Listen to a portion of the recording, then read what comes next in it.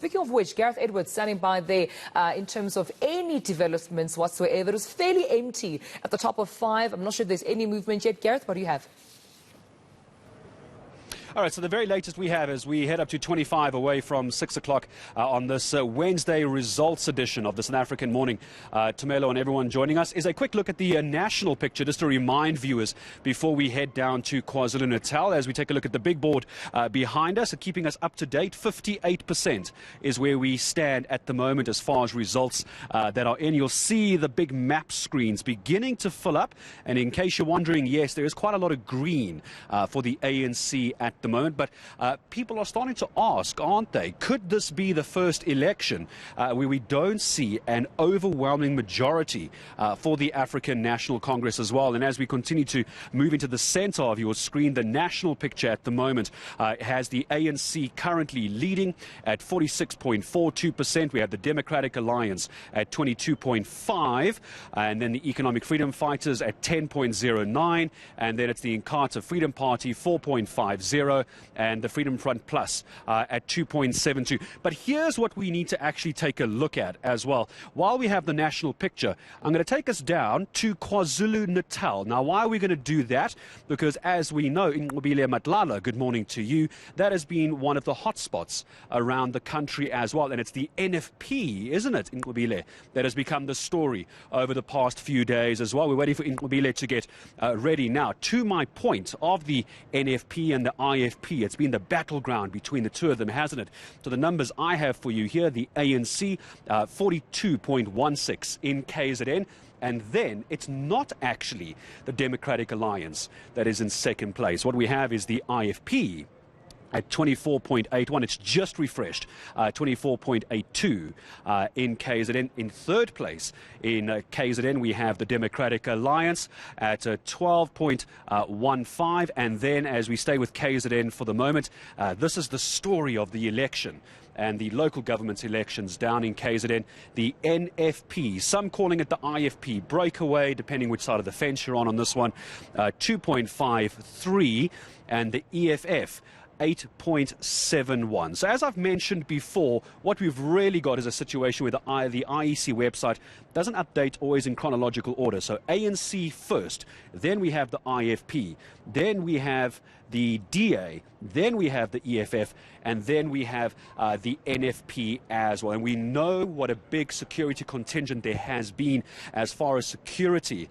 is concerned as well. We didn't just have the SAPS in hotspots. Tumelo, we also had the SANDF. And these are the conversations we're going to be having a little bit later. What about the safety of these elections? What about the integrity of the IEC? We can't just keep looking at numbers, can we, Tumelo? As I come back to you, we've also got to look at the integrity of the IEC and how well these elections were actually run. That is a conversation we'll be having a little bit later as I leave you here from NROC on the second day of counting and go back to you in Studio 1.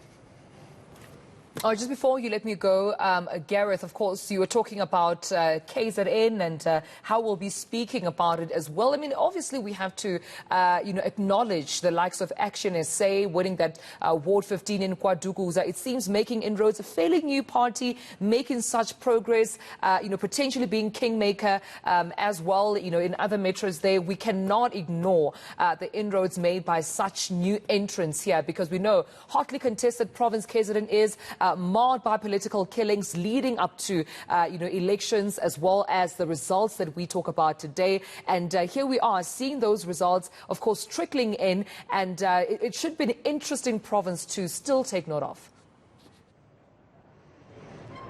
All right, Tumelo, 100% correct. We need to acknowledge what ActionSA has been doing. Because a lot of people, as we know, Herman Mashaba, the big focus was Joburg. You're 100% correct. But they have made some inroads, albeit small inroads. Remembering their first elections, you were wondering about KZN. You're quite right. ActionSA, if I look carefully, 0.8%.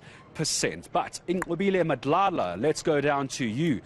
In KZN, of course, we know highly contested municipalities, and the ANC is leading one of those. So let's go from the National Results Operations Centre down to KZN. In Inqobile, how are we looking in your part of the country this morning?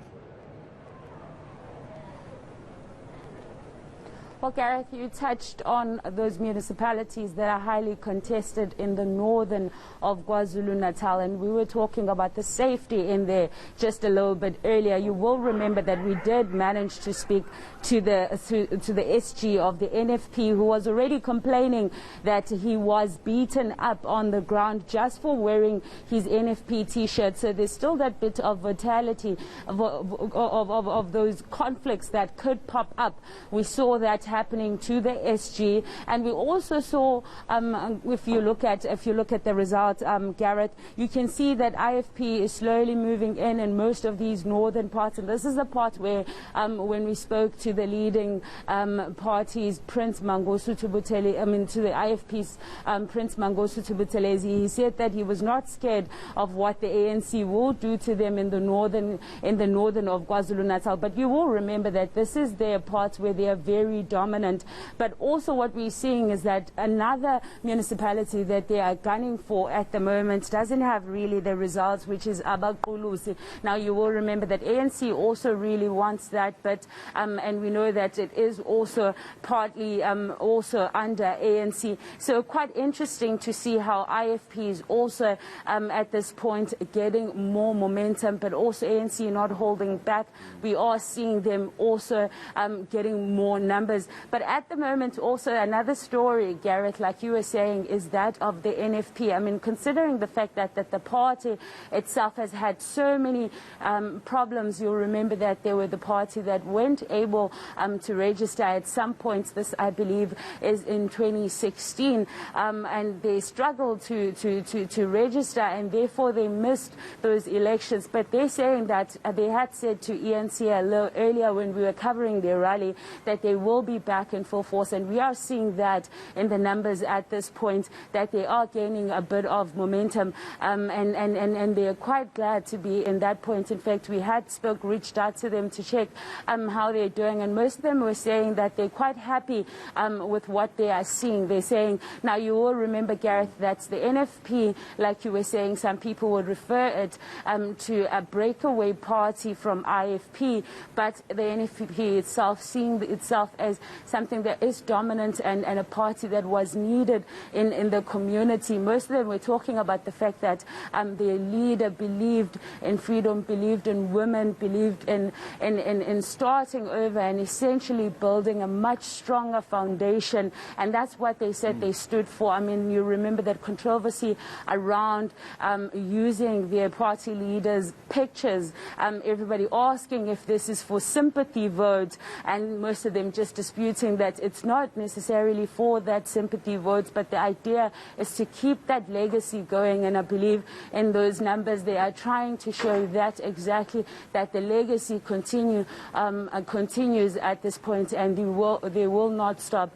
But of course we are still waiting to see what will happen to Ethekwini, because this, we understand, is ANC's stronghold, and of course this is one of the biggest municipalities in Ethekwini municipality. So we're waiting to see what the numbers are going to say there. But we do know that we have seen DA as well winning more wards. We've seen DA also getting more numbers, which is some good growth for DA as well. So we are seeing that, we're monitoring that as it comes, Gareth.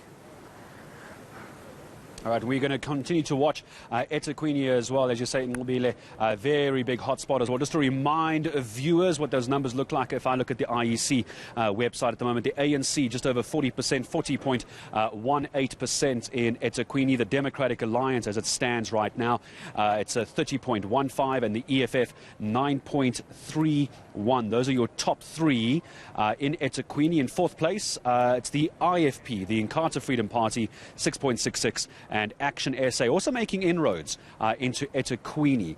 They have a total of 2.13. Either these numbers are getting smaller, or I have to go to an optometrist. I'm not too sure. But Tumelo, for the moment, let's come back to you in Studio 1. We'll bring you more numbers and analysis a bit later.